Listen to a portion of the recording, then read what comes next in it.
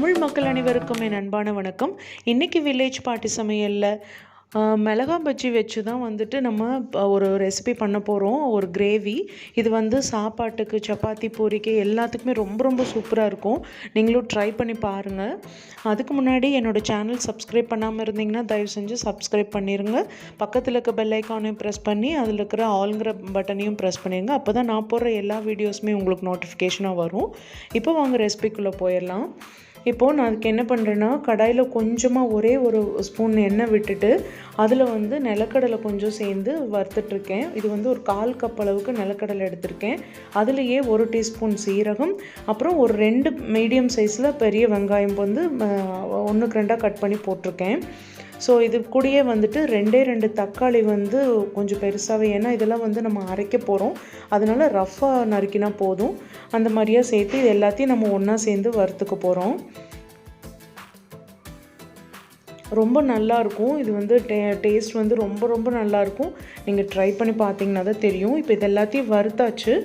தக்காளி ஓரளவுக்கு நம்ம வறுத்துட்டா போதும். அதை நான் எடுத்து வச்சிடுறேன், ஆறட்டும். இப்போ மிளகாய் இந்த மாதிரி நீல வாக்கில் நான் அறுத்து வச்சுருக்கேன்.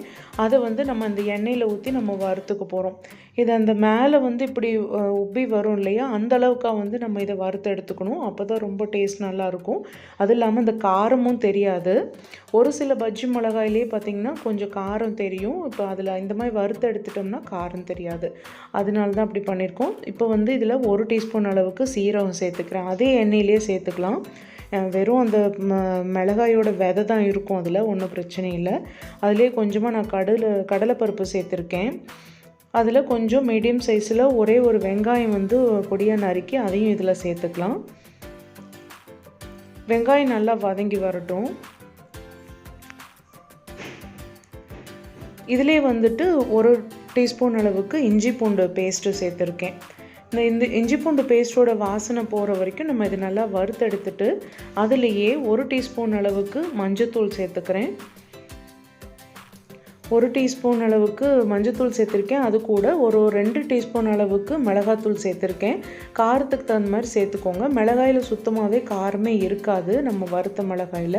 ஸோ அதனால் கொஞ்சம் காரம் உண்டுன்னு போட்டாலும் தப்பில்லை. அது கூடயே நான் ஒரு பெரிய டேபிள் ஸ்பூன் அளவுக்கு இது மல்லிப்பொடி சேர்த்துருக்கேன். இதை அந்த எண்ணெயிலேயே கொஞ்சம் நல்லா பச்சை வாசம் போகிற அளவுக்கு வறுத்துட்டு நம்ம அந்த நிலக்கடலை இதெல்லாம் வறுத்து வச்சுருக்கோம் இல்லையா, அதையும் நான் பேஸ்ட் பண்ணியிருக்கேன். அதையும் இது கூட சேர்ந்து நல்லா வறுத்துக்க போகிறோம். அது கூடயே நம்ம அந்த மிக்ஸி ஜார் கழுவின தண்ணி இருக்கும் இல்லையா, அதையும் நான் இதில் சேர்த்துக்கிறேன். ஸோ இது சேர்ந்து நல்லா நம்ம கொதிக்க விடலாம். இப்போ இந்த மாதிரி நுரைச்சி வந்துட்டுருக்கு. இப்போ ஒரு கொதி வர்றப்போ கொஞ்சமாக நான் புளி, ஒரு சின்ன எலுமிச்சம்பழ சைஸுக்கு புளி எடுத்து வச்சுருக்கேன். அதையும் நம்ம இதில் சேர்த்துக்க போகிறோம். கொஞ்சம் புளிப்பு இருந்துச்சுன்னா நல்லாயிருக்கும். அவ்வளோ நல்லாயிருக்கும் இந்த கிரேவி. ஏன்னா நிலக்கடலையெல்லாம் போட்டிருக்கனால அந்த டேஸ்ட் ரொம்ப ரொம்ப சூப்பராக இருக்கும். இப்போ இது கூட முதலே எண்ணெயில் நம்ம வறுத்து எடுத்து வச்சுருக்கிற மிளகாய் சேர்த்துக்க போகிறோம். சேர்த்து நல்லா இது கலந்து விட்டுடலாம். இப்போ நல்லா கொதிக்க ஆரம்பிச்சிருச்சு. அது பச்சை வாசனையெல்லாம் போயிருக்கும். இது கூட ஒரு 2 டேபிள் ஸ்பூன் அளவுக்கு நான் உப்பு சேர்த்துக்கிறேன், கல் உப்பு. இதுக்கப்புறமா கொஞ்சமாக ஒரு 2 நிமிஷம் மட்டும் நம்ம மூடி போட்டு மூடி வச்சிடலாம். அந்த உப்பு இதெல்லாமே காரம் எல்லாம் ஒன்றா சேர்ந்து கொதிக்கிற வரைக்கும் விட்டுடலாம். அதுக்கப்புறமா நம்ம இறக்கிற வேண்டியது தான். ரொம்ப ரொம்ப சிம்பிளாக சூப்பரான கிரேவி நம்ம பண்ண முடியும். அதுவும் நிலக்கடலை போட்டு பண்ணும்போது அந்த வாசம் ரொம்ப நல்லாயிருக்கும். நீங்கள் ட்ரை பண்ணி பாருங்கள், ரொம்ப சூப்பராக இருக்கும். இப்போ பாருங்கள் நல்லா கொதி வந்துருச்சு, எல்லாம் சேர்ந்து நல்லா கொதிச்சிருச்சு. இப்போ அந்த மிளகாயும் எல்லாமே காரம் உப்பு எல்லாமே சேர்ந்துருக்கும். இப்போ நான் சாதம் தான் எடுத்திருக்கேன். இன்றைக்கி லஞ்சுக்கு இதுதான், வேறு எந்த காய் இல்லாதனால தான் நான் இந்த கிரேவி பண்ணினேன். ரொம்ப சிம்பிளாக சூப்பராக இருக்கும். இது கூட நம்ம தீபாவளிக்கு பண்ணின முறுக்கு வச்சு தான் சாப்பிட போகிறோம். ஸோ கிரேவி நான் சாப்பாட்டில் ஊற்றிட்டேன் பிளேட்டில். ஸோ முறுக்கு 2 வச்சு இதை தான் தொட்டுட்டு இன்றைக்கி சாப்பிட போகிறோம். சிம்பிளான லஞ்ச் இன்றைக்கி. ஸோ இந்த ரெசிபி உங்களுக்கு பிடிச்சிருந்தது அப்படின்னா நீங்களும் ட்ரை பண்ணி பாருங்கள்.